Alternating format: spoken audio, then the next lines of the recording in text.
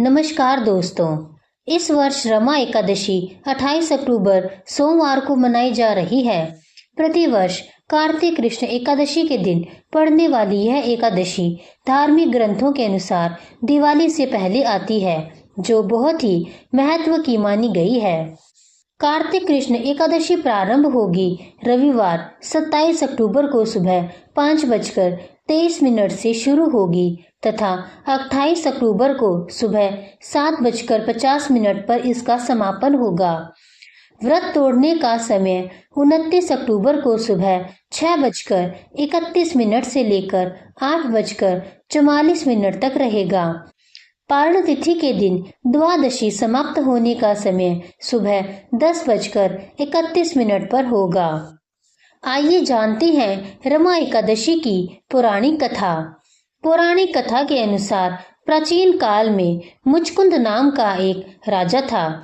उसके इंद्र के साथ मित्रता थी और साथ ही यम, कुबेर, वरुण और विभीषण भी उसके मित्र थे। यह राजा बड़ा धर्मात्मा, विष्णु भक्त और न्याय के साथ राज करता था। उस राजा की एक कन्या थी जिसका नाम चंद्रभागा था। उस कन्या का विवाह चंद्रसेन के पुत्र शोभन के साथ हुआ था। एक समय वह शोभन ससुराल आया। उन्हीं दिनों जल्दी ही पुण्यदायिनी एकादशी रमा एकादशी भी आने वाली थी। जब व्रत का दिन समीप आया तो चंद्रभागा के मन में यह सोच उत्पन्न हुई कि मेरे पति अत्यंत दुर्बल हैं और मेरे पिता की आज्ञा अति कठोर है। दशमी को राजा ने ढोल बजवाकर सारे राज्य में यह घोषणा करवा दी कि एकादशी को भोजन नहीं करना चाहिए।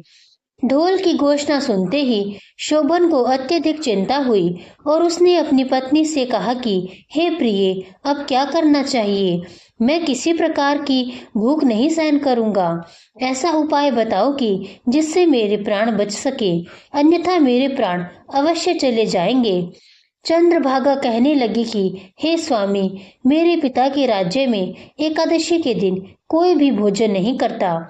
हाथी, घोड़ा, ऊंट, बिल्ली, गौ आदि भी तृण, अन्न, जल आदि ग्रहण नहीं कर सकते। फिर मनुष्य का तो कहना ही क्या है। यदि आप भोजन करना चाहते हैं तो किसी दूसरे स्थान पर चले जाइए, क्योंकि यदि आप यहीं रहना चाहते हैं तो आपको अवश्य व्रत करना पड़ेगा। ऐसा सुनकर शोभन कहने लगा कि हे प्रिय, मैं अवश्य व्रत करूंगा। जो भाग्य में होगा वह देखा जाएगा।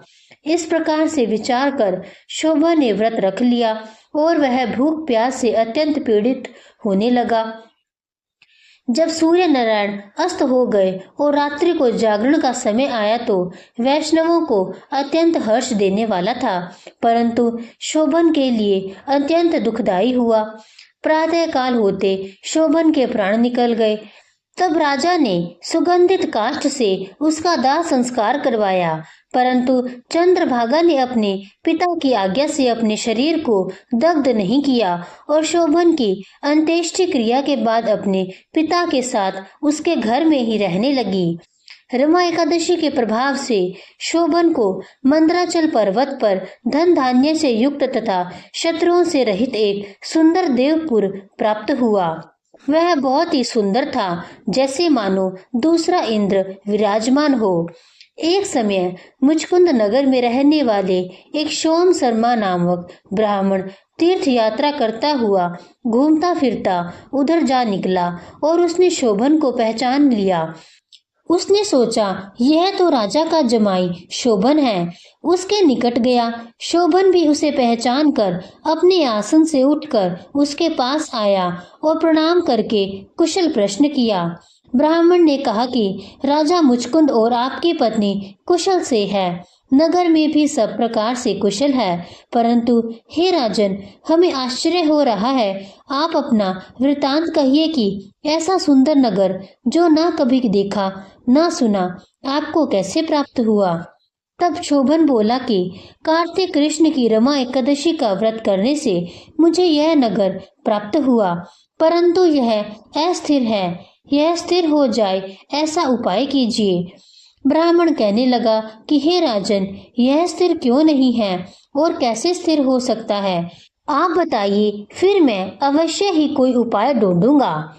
शोभन ने कहा कि मैंने इस व्रत को श्रद्धा रहित होकर किया है, अतः यह सब कुछ अस्थिर है। यदि आप राजा मुचकुंद की कन्या चंद्रभागा को यह सब वृतांत कहेंगे तो यह स्थिर हो सकता है। ऐसा सुनकर उस श्रेष्ठ ब्राह्मण ने अपने नगर को लौटकर चंद्रभागा से यह सब वृतांत कह सुनाया।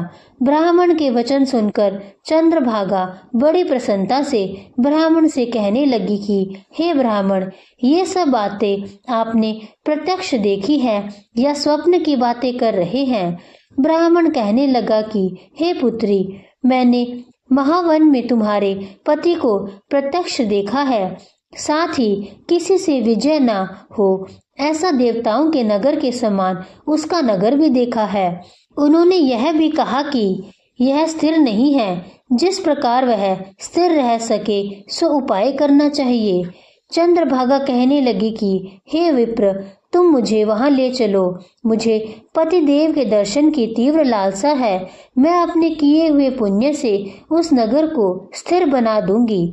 आप ऐसा कार्य कीजिए जिससे उनका हमारा संयोग हो, क्योंकि वियोगी को मिला देना महान पुण्य है। सोम शर्मा यह बात सुनकर चंद्रभागा को लेकर मंदराचल पर्वत के समीप वामदेव ऋषि के आश्रम पर गया।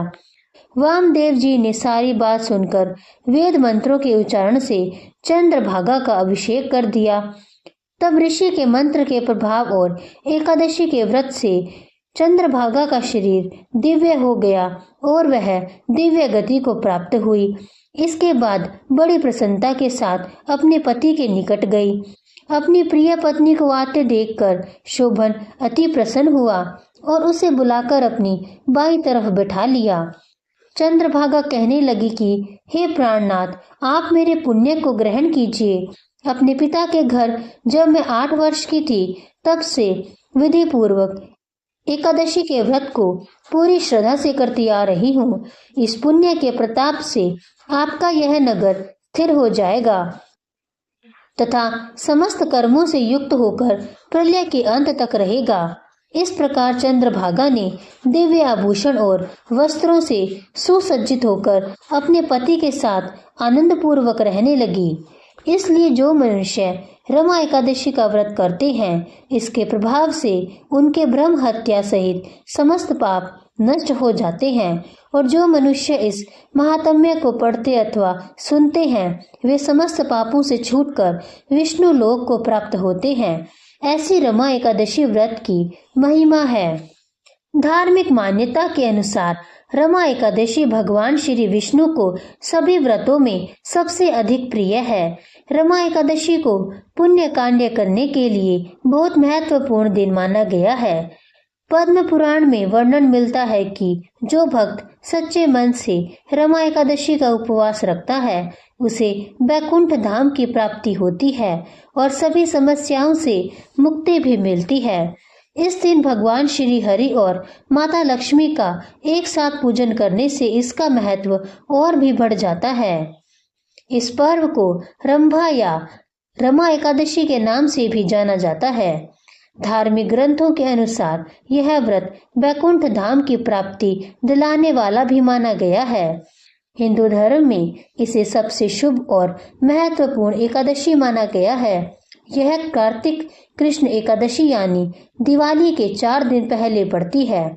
पुराणिक ग्रंथों के अनुसार भगवान श्री कृष्ण ने रमा एकादशी के बारे में धर्मराज युधिष्ठिर से कहा था कि इस एकादशी का सच्चे मन से व्रत करने से वाजपेय यज्ञ के बराबर फल मिलता है।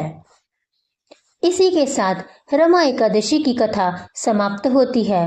अगर आपको यह कथा अच्छी लगी हो तो कमेंट्स में जय लक्ष्मी नारायण जय श्री हरि जरूर लिखें और मेरे चैनल को सब्सक्राइब जरूर कीजिएगा। धन्यवाद।